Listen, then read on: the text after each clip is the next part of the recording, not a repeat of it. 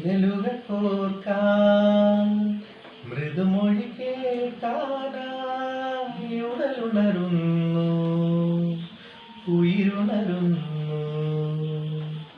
ദൂരെ ആ വഴി ഈ വഴി വേറെ